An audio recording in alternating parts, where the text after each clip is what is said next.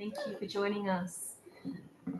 Before I introduce our featured poets, I want to remind you all that we're inviting our live and our live streamed audience to write response poems, just like Lorne has written.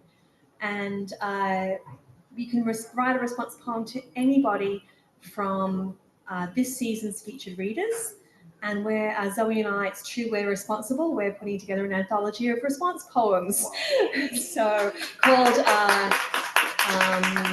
After, Poems in Dialogue.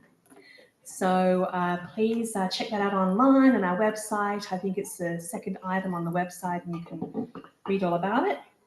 And so now I have the absolute pleasure of introducing Rob Manery and Brian Day. We're going to have Rob read first tonight. Rob lives in Vancouver and in BC on the unceded and unsurrendered territory of the Musqueam, I'm going to say this wrong, I'm so sorry, Squamish and Selilwitulh nations, where he's the editor of Some, a print-only poetry magazine.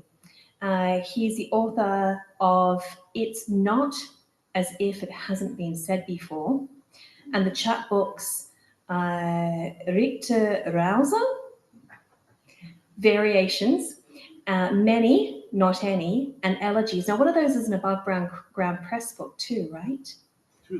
Two of them are. Yeah, really good chapbook publisher. So I'm so grateful to welcome Rob tonight with his brand new book. Please bring it on up, Rob.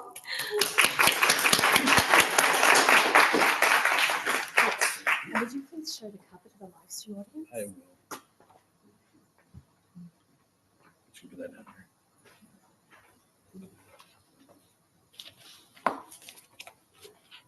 here. Well, thank you everyone for coming out tonight. And thank you to Kieran and Anna and everyone at Planet Earth Poetry for inviting me. And to Russell Books for making their space available for readings and really just for existing. It's a wonderful place. Whenever we are in Victoria, this is one of our first stops. We were here earlier where my son was buying out the store. So I'm going to read tonight from my book, which came out about a year ago, called As They Say here. You can see it. And my partner, Robin, it's her drawing on the cover. So I can't remember if I said I was going to read 4 poems from here. The poems in this book were written over a long period of time and were collected together because the way they were written, they all work in some way or other with other people's texts, which is why the title. So the first 3 poems I will read were written using a similar process.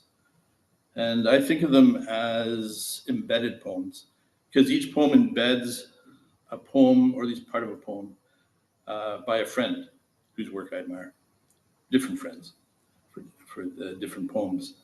But the words from the embedded poem appear in the new poem, in my poem, but separated by other writing, parts that I do. However, the words from my friend's poems do appear in the same order they appear in their original poems. And I don't know if this will be somewhere I had a, here it is. Sort of an example I tried to show, you'll be able to see it online maybe.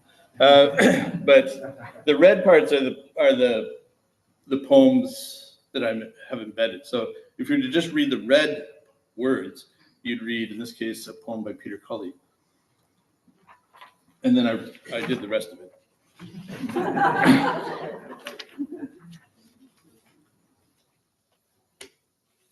So I'm going to start with the title poem, As They Say, which is dedicated to Peter Cully, who was a wonderful poet who lived in Nanaimo and who died much too soon, almost 10 years ago now. So my poem embeds part of Peter's poem, Richter-Rauzer. Louis Cabri, who is also a wonderful poet and who I've known for a very, very long time.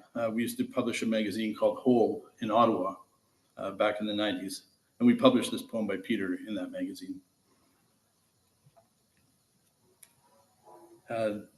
For Peter's poem and for the first couple of the meta poems, I actually also incorporated found text. So I tried to find sentences or passages that use the word from their poem. This turned out to be a very time-consuming, laborious process, so I gave it up and just thought I'll just write it myself. It's too hard to find these texts.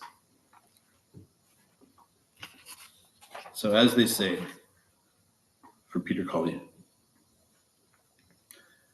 except by those who go out with the hounds, the land is thin of timber, without salt, as they say.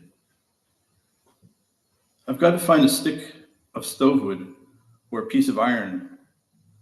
Somewhere there be roses and roses. Now Neek rows briskly out the lums, consisting of gum, oak, banksia, and thorn, of iron for scarves, garters, gold. He complains, and I plain not. Out with it, Mr. Farrell. When naked of all but his shirt, or eating gold, as the old saying is. Naturally, I'm off my nut, especially as I do all these things by myself. Wandering along the foggy Embarcadero, I know that I am somewhere. I know that I'm somewhere in the 50s, and that I was born on a Monday. A chain of proofs must have their commencement somewhere. It was most absurd of you to offer it. Some gigantic kind of natural alchemical laboratory during the times, and half the time. Then it's complete. Then it's complete reversal. Was also true.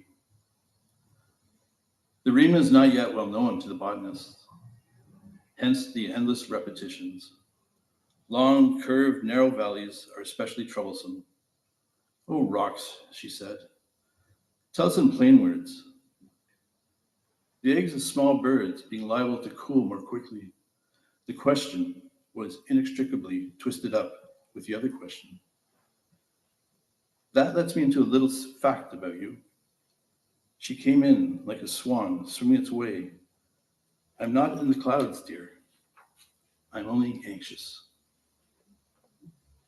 This year, several have been familiar about the house, penning the contours and outlines with a more even and acute touch.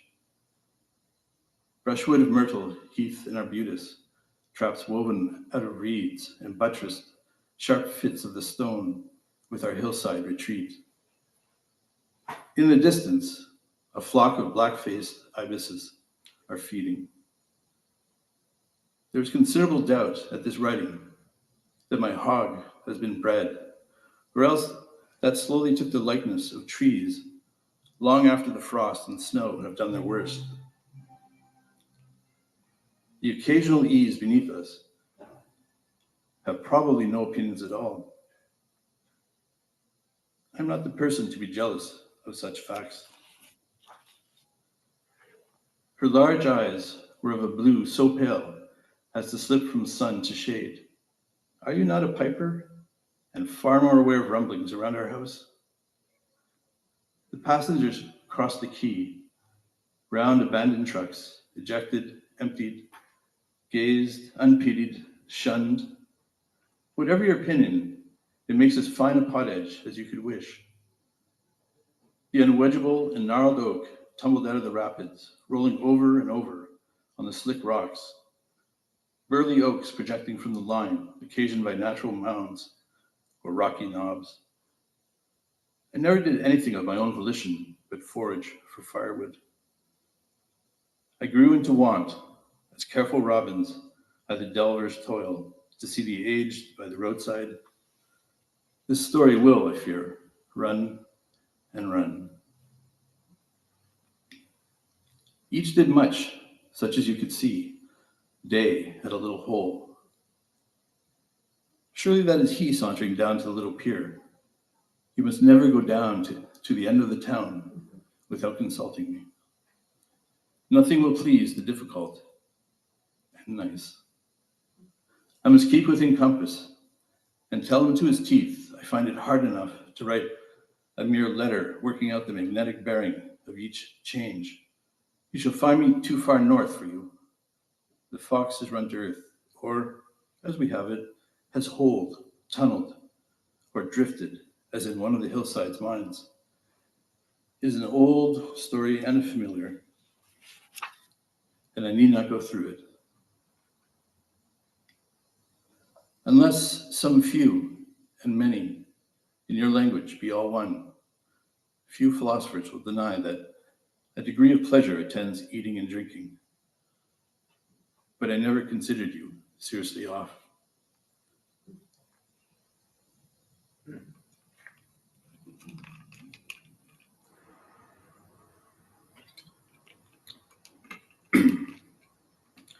The next poem is for an old friend of mine, and again, a poet and a novelist and a fiction writer and a critic, Clint Burnham, who lives in Vancouver. And this is or is using a poem that he wrote quite some time ago called Pandemonium. And again, Louis and I published it as a chapbook in the mid-90s, I think. And this one's called No Bus in Sight. No Bus in Sight for Clint Burnham. An alarm clock sounds in the afternoon down the hall. Outside, an empty U-Haul, gracelessly towed. If we sit in the seat, it does not betray my friendship, only frailty.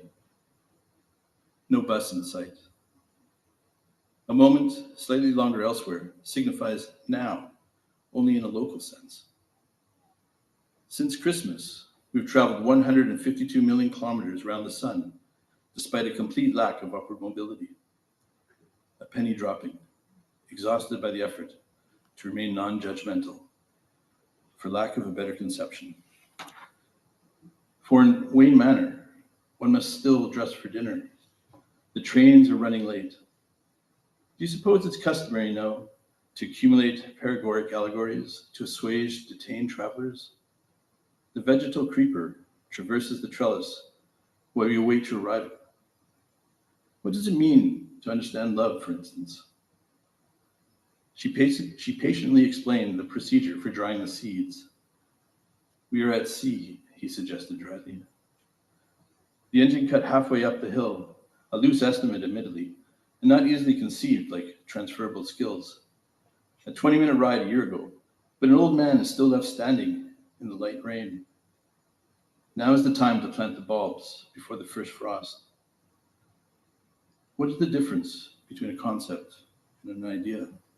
A reference that only persons of a certain age perceive as poetry. Waiting in the rain is not poetic. She shivered as she sat on the partially sheltered bench. A table of schedules lay between them. Well, it was him who closed the kettle, but now is itself cloaked. What would it mean to wait demurely? It seems that I've been of little assistance in these matters. You didn't notice, why would you? Certain gestures, a preference to make haste, dismissed out of hand, out of time. This is what is remembered when we listen to music. Was that you? There were noises they didn't particularly want to hear getting through the thin walls, everyone listening in the building at once. At one time the bus went directly downtown, but there are silences throughout the night, a subtext circumcising our living situation. She gradually sifted through the newspaper notices, acclimatizing to the cold rain. Put the wood in the hole from a subdialect, indifferent to the hours of listening to another's television, a din not yet remote, or responsive relief, not the repeated thud of parietal lobe rubbing against the idioms of a certain school, conflicting with the familiarity of neighbors. A loincloth left behind in the bus shelter, drops of rain making riverlets on the windows of the train, obscuring the view, but loving it just the same. Anticipating a particular gesture, parsed peculiarly. At what point do you admit were mistaken. I thought I saw the orange lights of the bus, but perhaps plastic caps cast reflected light, wooden slats surrounding the concrete slab on which the structure rested. For in that instance, I was convinced, for the love of God, while his father would murmur, Christ's sake, an epithet for any eventuality, absent a viable alternative, members only. What if I said I like peeling potatoes? The placement of your hand suggests you may be uncomfortable with this suggestion. Was it gorily depicted, or were sensitivities misplaced? She was wearing a military surplus jacket when we met. My corner of the desk was overrun with stacks, so I had to balance it on my thigh. He spent hours in silence, attempting to master the daily puzzle. But I was more surprised than puzzled, thinking we could catch the last bus. But of course, the lateness of the hour had eluded him. Don't we always have a situation? Consider the predicament in which she found herself, the notion of melting into a crowd, the crow's evening migration, without a pot to cook it in, and the dinner was only a small failure. Of greater significance was the complete lack of envy for the kettle. This was a conversation he wished to avoid, for he found it impossible to explain his lethargy. If the current is cut, there will be no bread. The bills remain unpaid. No allowance for allergies. The joy of others through these flimsy walls has no perigo. What? And Clint's poem had some words in there that were a little bit unfamiliar to me and a little bit difficult to work in, but I tried. The next poem, also an embedded poem, is for another Vancouver poet, Katrina Strang, who is a marvelous poet if you haven't read her work. And this one's called Parsnips. It's from a book of hers called Reveries of a Solitary Cyclist. So there's some cycling references in the poem. Drawing to a traffic circle, the peripheries telling turnabouts going by. I thought we said you, but misheard nowhere. Perhaps they should ride. On what side? In which gear, we said, accepting those already cited in particular, when listening is needed. The bike picks its own rider, but a fickle seat can rile and expose the gulf between passengers and riders. Yet cantilever, or one may not be the settling one wants when the sighting of a bus in the distance, doorings are on an increase, while the disc brakes render no ideas, but indecision boasts a sense of the steady effort of the hill to the easy pull of the slope. But no one spoke of the slipped gear, unconvinced. It is a good gauge of utilitarian empathy. Still one could eagerly navigate an empty path on an unpadded seat. What say you to a continuous trek where every stop eventually unceases, or until a final rest to assess, is there no one we do not love? And the last poem I'm going to read is not an embedded poem. It's a poem I wrote and rewrote many times, and it incorporates words of Wittgenstein from Uncertainty. And so it's alternating stanzas, so stanza of my words and a stanza of a little passage from Wittgenstein. It's not really a dialogue, though. It's more like a commentary of Wittgenstein, offering a commentary or maybe a corrective to what I wrote. And so there are two voices in this poem. So I'm going to ask my son, Isaac, to come up and join me.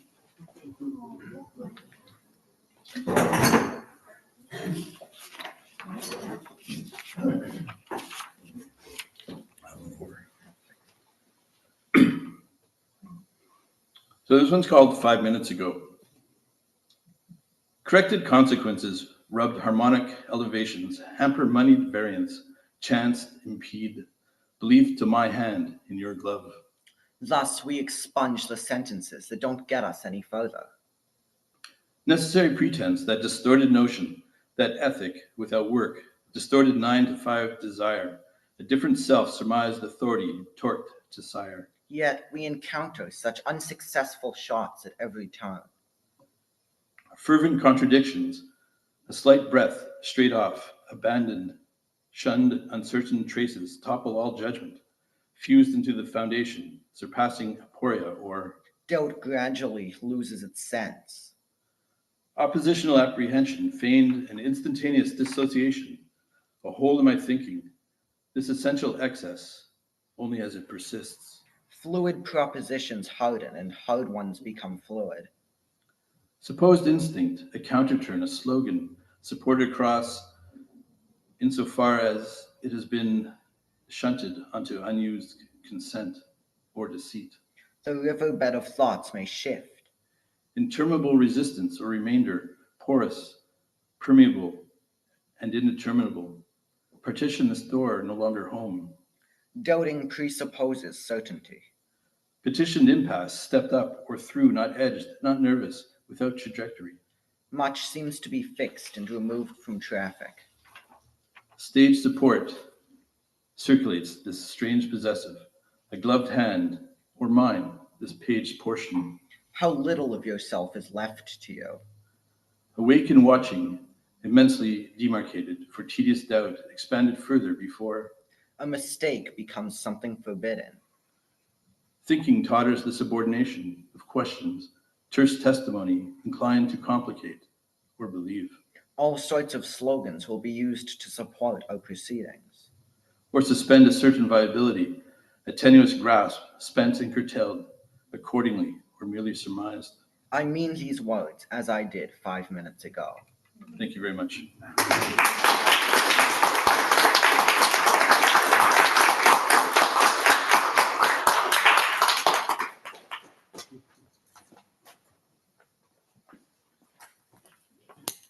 Got carried away clapping. That was fabulous. Thank you so much, Rob and Isaac, father-son team, and of course with Rachel. Is that correct? Robin, sorry, Robin. Doing the art on the cover. It's like a family affair almost, isn't it? It's incredible. Thank you so much. That was gorgeous, especially having Isaac come up. What a treat. Thank you. I'm going to introduce Brian Day now, who is the author of 5 books of poetry. He's come all the way from Salt Spring. Rob came all the way from Vancouver. We're very lucky to have 2 out-of-town poets on a single night. Brian's 5 books include The Daring of Paradise, Azure, and his latest, The Making. His work has been praised for its luxurious sensuality, its sustained spiritual attention, and its cultural breadth and verbal richness. Brian Day lives on Salt Spring Island. I already said that. Please welcome Brian.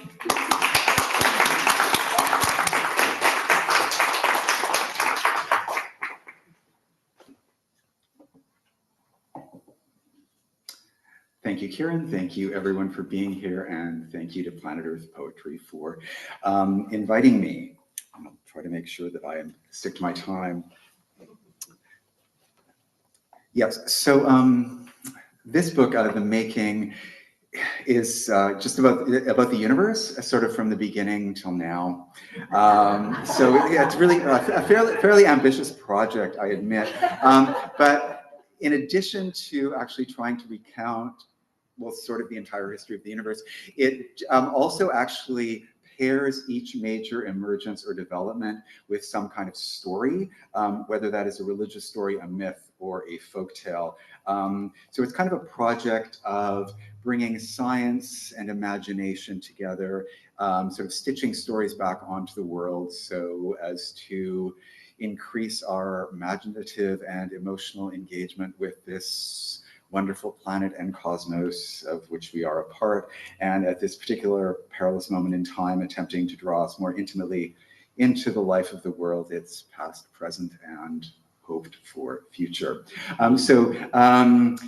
I'm going to read a few sections of the book. I thought I'd start at the beginning with the beginning and inception of the universe, the Big Bang or primordial flaring forth, which is paired with a story of the Hindu god Vishnu, who in his dreaming or new breath again creates a cosmos. The universe begins and Vishnu is there. We begin with imagination blank, at the curtain of silence where all music hangs glittering. On the black eternal sea, on the floating chaise longue of eternity's serpent, this obsidian cobra gifted with multiple heads and hoods, a smooth god reclines, his chest rises and falls, Vishnu in the deep blue reverence of his skin. We can hear the silence sleeping in his eyes, feel the ease of his back on Sesa's smooth scales, motion on motion, stillness on stillness, Vishnu on serpent, serpent on sea. It is the beginning for the billionth time. Making pressed the nib of its thought to space, and from a nothing and a never, a squirming, amorphous something was born. A pure pitch struck through freshly minted space. A minim of existence was squeezed through nothing's funnel, a packet so minuscule it could only hold everything. A slight smile shifts upon Vishnu's lips, a smirk that turns to the curve of the worlds. He embraces and unlaces the first breath of time. Dream slips from its moorings, drifts as a perfect, unbegotten, oniric world. Eyelids flicker as matter and story pour themselves to being. Here, where darkness was everything and the brother of light, all the world's actors in ruck and scrum were crammed in the one tight egg of beginning, tugging in the womb to find and claim their parts. It was the starting gun of all rambunctious being, the A from which all harmonies erupt, the black point of thought that will rainbow to language. We watch as if we stand hushed above the sleep of a child. We watch as if we were Vishnu's guardian, and our eyes hold the god in fierce, silent care. There is in us no one more tender than this vigil. Within this inferno of cosmic ignition, those fiercely insensible billions of degrees, cool water, black serpent, blue flickering of eyelids, the beautiful blur of breathing and a dream. And we're skipping well along in the process of creation now. So we're already into, and these are kind of long poems, so I can't read many of them. So we're already in where we have humans. And this is a poem about the emergence of human speech, with all that means, of course, for human thought, imagination, connection, and spirituality. And the story that is paired with that emergence is that of the first revelation to the prophet Muhammad, where after a period of his listening and waiting, he hears the angel speak and command him to speak. Speech ignites Muhammad's mouth. The larynx lowered for formation of sounds. Our progenitors babbled to find phonemic range. And in the miracling of words from rudimentary soundings, new clothes were cut to fit their lives. A magic of air was matched to thing, each object called by its spirit, its name. Muhammad, and may peace be upon him, and upon each flowering of his speech, is wombed in stone, listening and waiting for his story to begin, sitting in that clarified attention of prayer. There flashes the forked lightning strike of speech. The skies pour themselves to channels of words as each night of silence blossoms within him. And the angel of the tongue of God, this tongue that has been courting him all his life, resounds in the charge of the molecules around him, in all the tunnels and mansions of his ears, breaks open its singular imperative, speak. Whether or not you're a man of letters, whether you are gifted with the luster of language, whether you know where words' hearts might incline. Our forebears lit on the sound of each visible thing, rewaking the world in the motion of their mouths, granting each animal its shape on their tongues, inventing new water, new stone, new falling and splash. They named the sun, the rain, the powers of the skies. They donned the deep blue jacket of thought. They were entranced by the cadences of speech, the intimate communion of mouth and ear, this lovely susurrus of wonder among them. Muhammad is called to angelic vocation, to stand to other listeners as the angel stands to him, to be font and vessel and bestower of speech, the voice that peels open heaven's revelations. He hears a single verse, then another, is pregnant with all the verses to come. People picked the air with imagination's knife. Words reached beyond the life they knew, gleamed with the shine of fat on their lips. They were given the grace of storied minds. Their love of existence was lifted in language, and the wondrous wreaked its desires on their lives. They set to dancing in the mirrors of themselves, voyaged and bled in others' skin, heard rumblings within the bowels of the land, invitations spoken by animal and sky, and the universe was met as a vastness with a voice, in hymns unearthed in the shadow of their tongues. Muhammad's lithe body of listening is worked like lace, calligraphy adorning the windows and doorways of his mind. He's the site where speech sets foot upon earth. Language reverberates on every audible horizon, and in every direction he turns is the cascading angel.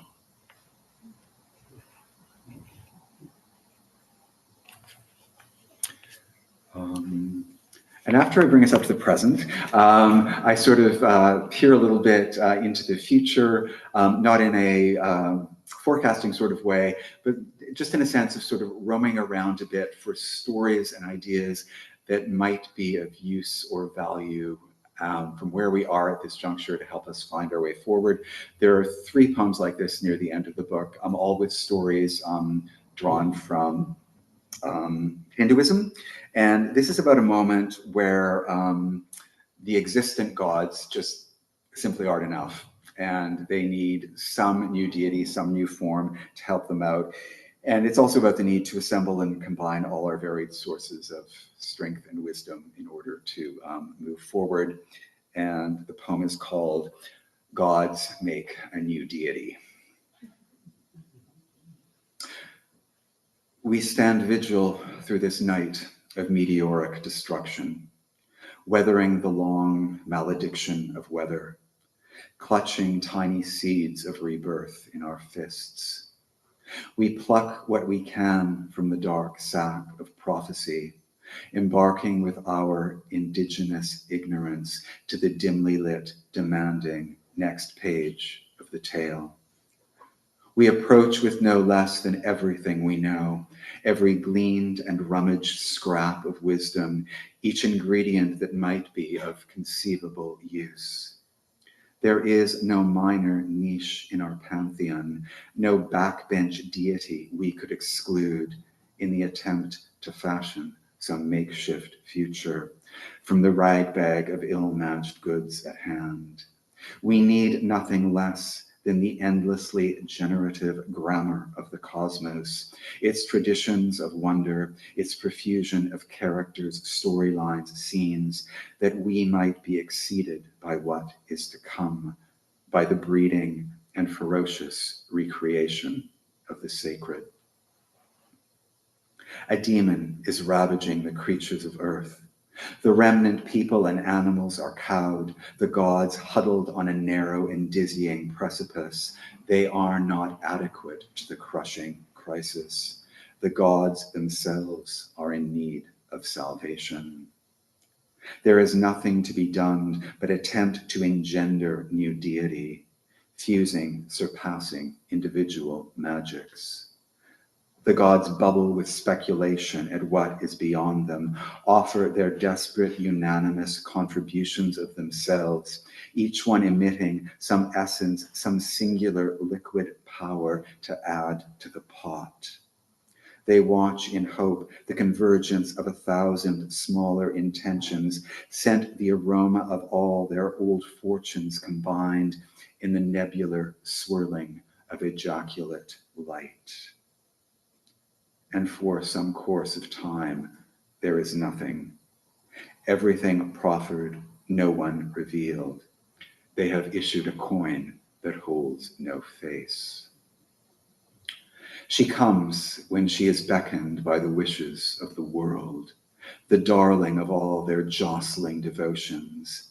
She is a listening from before she was born, a sport that elaborates the lineage of gods, her body built of spit and aspiration. She colludes with all that is wondrous in this world, breaks herself open like a scepter of light, all the progeny the gods ever feared to conceive. She strikes stark terror in the hearts of her makers. She is an amalgam of melted divinities, the emission of multiple sacred mouths, a holy composed of multiple holies, a figure of tremendous and terrifying beauty, a goddess with a wingspan that leaves the gods agape. She arrives with a fierce, revanchist will and all the gradations of polygamous birth. She commits the delicious inverse of suicide, assaults the one who would smother life, tears like an animal's tonsils and tongue the demon's hot life from the purse of its flesh, leaves its steaming carcass seeping to soil. She sutures the thinning, frayed skin of the world, breathes in her stunning aftermath peace, makes the broad land again haven and home. And we're going to end with the very final, shorter piece of the book, which is, just a sort of a closing reflection, wish, and sense of maybe a way to go forward. It's Envoy. We have dwelt and we have wandered in the here and hereafter and long here before. The psalms of our history now risen to our lips, we stand in ornately rewritten skin. May we speak from the billions of years in our mouths. May we live in listening and creation and praise. May we love this world in its storied whole. May creation's bright voices sing out its names. Visit on us the not yet tellable. Fill the tissues of our hearts with earthly wishes, that we might be people faithful to making. May we not succumb to the snuffing of splendor, but bear the next notes of the cosmos's song. It begins with us for the billionth time. Our listening again is where we begin. Thank you.